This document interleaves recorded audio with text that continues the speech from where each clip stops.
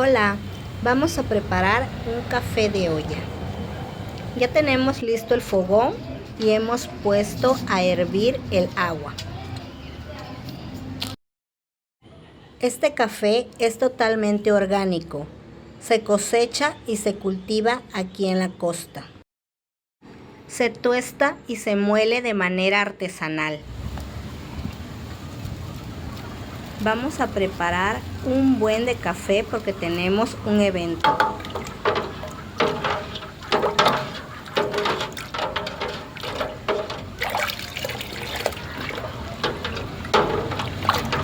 Checamos el sabor, le hace falta otro poco. Hay que ir probando de poco en poco para que no salga muy cargado o simplemente a tu gusto.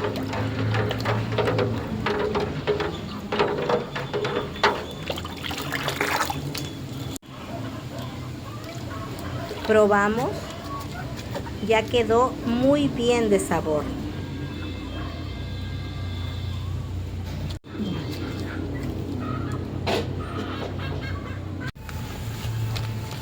Endulzamos al gusto y revolvemos muy bien.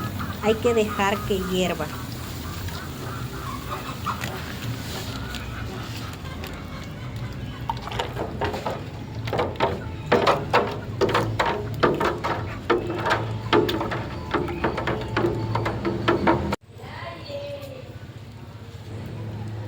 Ya empezó a hervir. Huele delicioso. Empezó a chispear de repente.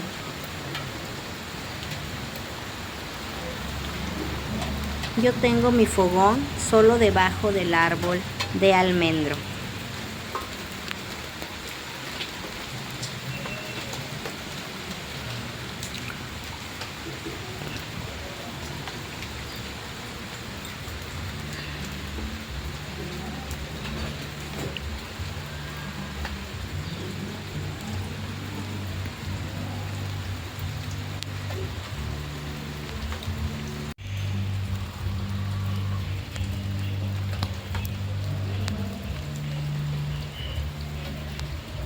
Ya quedó listo nuestro delicioso café de olla.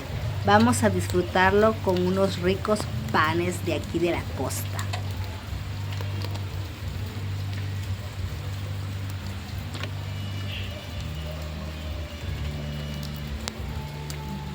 Ahora sí, a disfrutar de este café con un pan de yema, otro pan típico de la región de Oaxaca. Prepáralo y ahí me cuentas. Hasta luego.